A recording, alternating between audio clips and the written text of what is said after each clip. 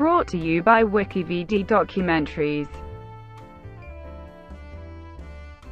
Brutalist architecture. Unité de habitation in Marseille, France.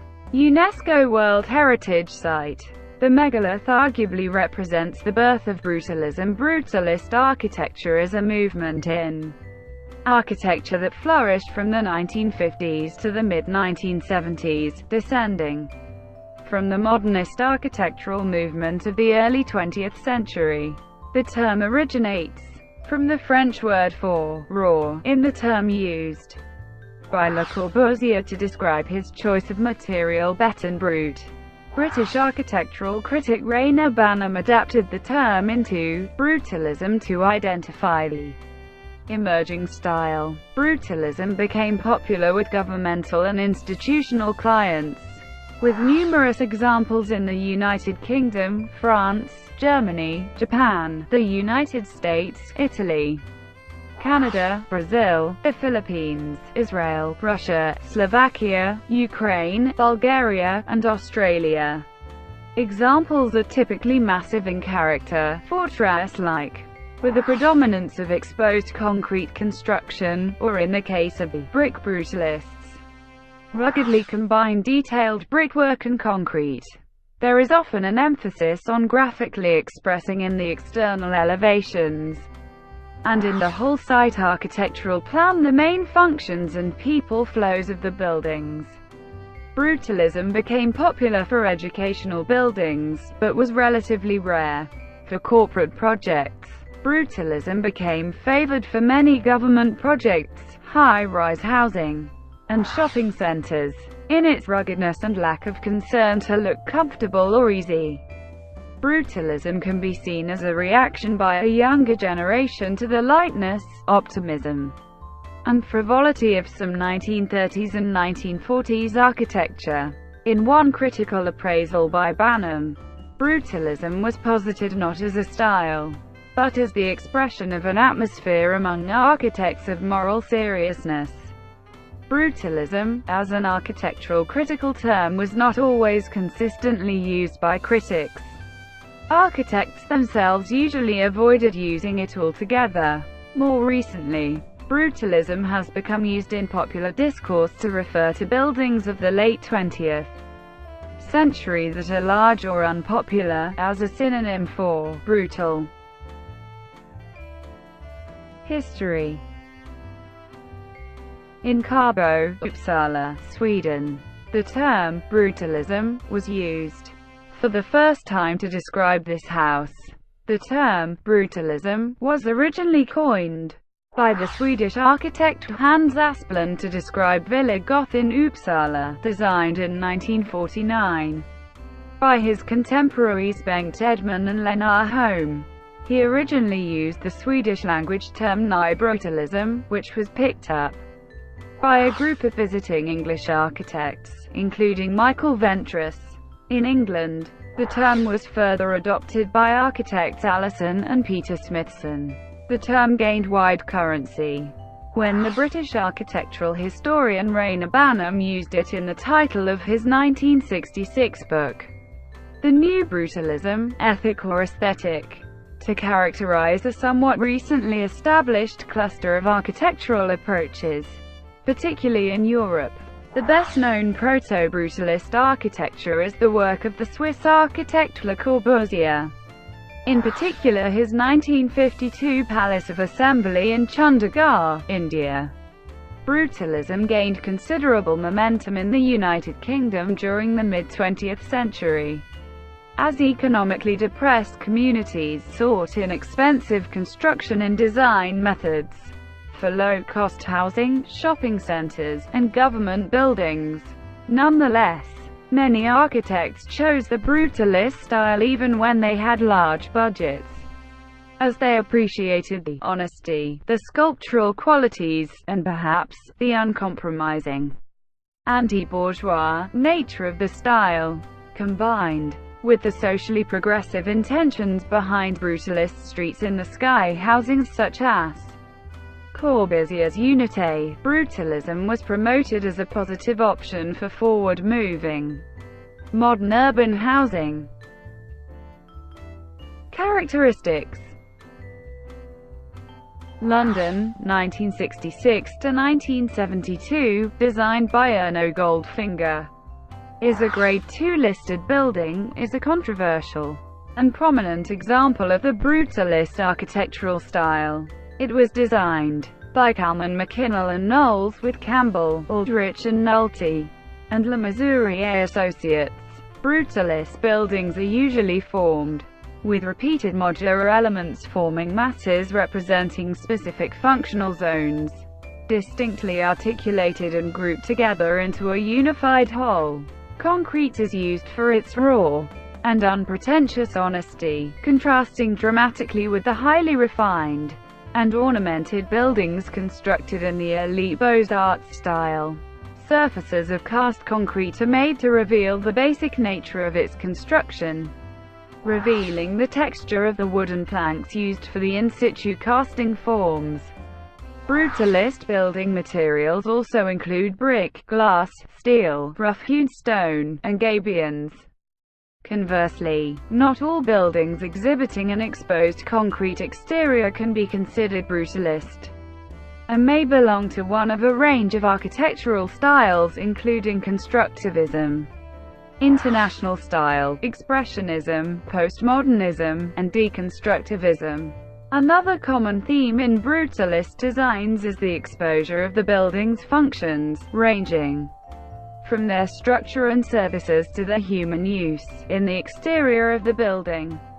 In the Boston City Hall, designed in 1962, the strikingly different and projected portions of the building indicate the special nature of the rooms behind those walls, such as the mayor's office or the city council chambers. From another perspective, the design of the Hunston School included placing the facility's water tank, normally a hidden service feature, in a prominent, visible tower. Brutalism as an architectural philosophy was often also associated with a socialist utopian ideology, which tended to be supported by its designers, especially Allison and Peter Smithson, near the height of the style. This style had a strong position in the architecture of European communist countries from the mid-1960s to the late 1980s. In Czechoslovakia, brutalism was presented as an attempt to create a national, but also modern socialist, architectural style. Brutalism is sometimes called anti-Tur style, due to the large numbers of brutalist buildings in the vicinity of the Irvine Ranch. Designers. In Montreal, Quebec, Canada, is a brutalist landmark. In the United Kingdom, architects associated with the brutalist style include Erno Goldfinger, wife and husband pairing Allison and Peter Smithson, some of the work of Sir Basil Spence. The LCC, GLC Architects Department, Owen Luder, John Bancroft, and, arguably perhaps, Sir Dennis Lasdon, Sir Leslie Martin, Sir James Stirling and James Gowan with their early works. In Australia, examples of the brutalist style are Robin Gibson's Queensland Art Gallery, Ken Woolley's Fisher Library at the University of Sydney, the High Court of Australia by Colin Madigan in Canberra, and WTC Wharf. John Andrews Government and institutional structures in Australia also exhibit the style. In the United States, Paul Rudolph and Ralph Rapson are both noted brutalists. Walter Netsch is known for his brutalist academic buildings. Marcel Breuer was known for his soft approach to the style, often using curves rather than corners, built 1971–74 by Fowle, Roberts and Biggie. It's a classic example of brutalism's imposing aesthetic. Brutalist architecture in Canada is present throughout the country. In the years leading to the 100th anniversary of the Confederation in 1967, the federal government financed the construction of a large number of public buildings, many of which were built in the brutalist style so popular with many architects at the time. Major examples, not all built as part of the anniversary of the Confederation, include the edifice Marie Guillet and Hotel La Concorde in Quebec City, Habitat 67, Place Bonaventure and the Maison de Radio-Canada in Montreal, as well as several metro stations on the Ligne Verte, the Confederation Centre of the Arts in Charlottetown, the National Arts Centre in Ottawa, the Hotel Dieu Hospital in Kingston, the Church of the Westminster Abbey in British Columbia. In Argentina, Clorindo Testa created the Bank of London and South America headquarters. One of the best examples of the 50s. In Italy, Vittoriano Vigano designed the Istituto Marchandi in Milan in 1957. And the BBPR studio built the Torre Velasca in 1958. More recent modernists such as IMP, Gottfried Böhm Tadao Ando also have designed notable brutalist works. Belgrade, Serbia. In Brazil, the style is associated with the Paulista school, and is evident in the works of Pritzker Architecture Prize-winning architect Paulo Mendes da Rocha. In the Philippines, Leandro Locsin designed massive brutalist structures, including the Tanghalang Pambansa and the Philippine International Convention Center. In New Zealand, so Miles Warren and his practice Warren and Mahoney led the development of the so-called Christchurch School of Architecture, which fused brutalist architectural style with Scandinavian and Japanese values of straightforwardness. Warren's buildings have had a significant effect on New Zealand's public architecture. In Serbia, Božidar Janković was an eminent representative of the so-called Belgrade School of Residence, identifiable by its characteristic functionalist relations on the basis of the flat, and elaborated in detail the architecture. His architectural structures, although built more than 4 decades ago, are in better physical condition today than many buildings which were constructed years later. This shows not only the quality of the author, but also the characteristics of the architecture and quality construction in Serbia during the last decades of the 20th century. Architects whose work reflects certain aspects of the brutalist style include Louis Kahn. Architectural historian William Geordie says that although Kahn was opposed to what he regarded as the muscular posturing of most brutalism, some of his work was surely informed by some of the same ideas that came to momentary focus in the brutalist position. On university campuses, halls of residence at the University of East Anglia in the late 1960s. Many campuses in North America were undergoing rapid expansions and, as a result, there are a significant number of brutalist buildings at American and Canadian universities, beginning with Paul Rudolph's 1958 Yale Art and Architecture Building, and the 1965 Art Museum at Colgate. Rudolph's design for the University of Massachusetts Dartmouth is an example of an entire campus designed from scratch in the brutalist style. Likewise, architect Walter Netsch designed the entire University of Illinois Chicago's Circle campus under a single, unified brutalist design. In 1964, Brigham Young University inaugurated the Franklin S. Harris Fine Arts Center, which features a largely brutalist style of architecture. The entire campus interiors and exteriors of the largest university in Utah, Utah Valley University, is based on a brutalist theme. The University of Chicago's Joseph Regenstein Library, one of the largest libraries in the world, is designed in the brutalist style. Briggs Hall at UC Davis is designed in the brutalist style, as are Aldrich Hall at UC Irvine and Geisel Library at UC San Diego. The University of Minnesota's West Bank campus features several brutalist buildings, including Ralph Rapson's performing arts venue, Reyner Center, one of Rapson's most important works, and the best example of brutalism in the Twin Cities. The University of Louisville-Belknap campus has several brutalist buildings, including the Bingham Humanities Building and the Interfaith Center. The Andrews Building in University of Toronto Scarborough was built in a brutalist architectural style and completed in 1964. At the same period in the UK, similar expansion of tertiary education led to the construction of many brutalist university buildings, a notable example being the Boydore Building at the University of Glasgow, and Dennis Ladstan's halls of residence at the University of East Anglia. Criticism and reception. The Queen Elizabeth Square flats were demolished in 1993. Critics of the style find it unappealing due to its cold appearance, projecting an atmosphere of totalitarianism, as well as the association of the buildings with urban decay due to materials weathering poorly in certain climates, and the surfaces being prone to vandalism by graffiti. Despite this, the style is appreciated by others, and preservation efforts are taking place in the United Kingdom.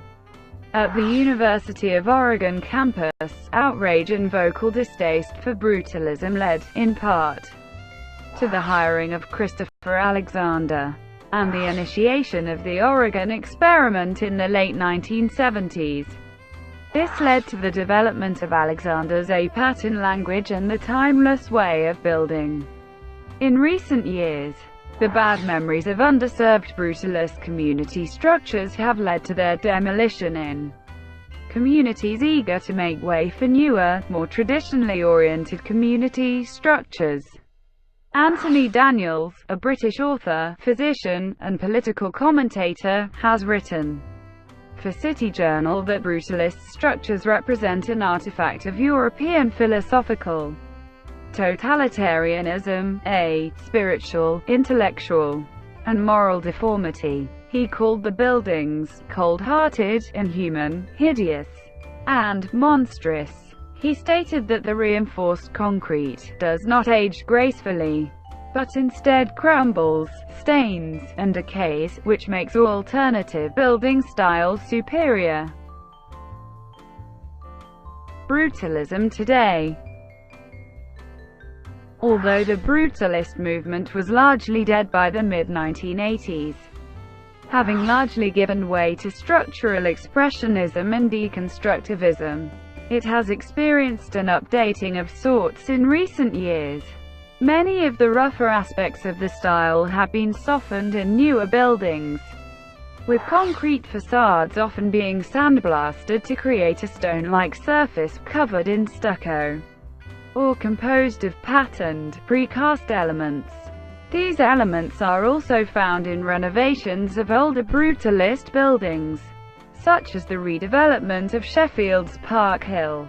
Several brutalist buildings have been granted listed status as historic, and others, such as Gillespie, Kidd and Coyer's St. Peter's Seminary, named by Prospect Magazine's survey of architects as Scotland's greatest post-war building, have been the subject of conservation campaigns.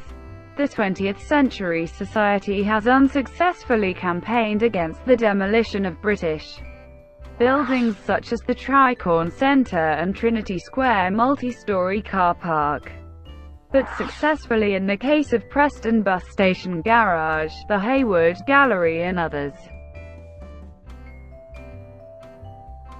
Thank you for watching. Brought to you by WikiVidi Documentaries. Please like and subscribe below.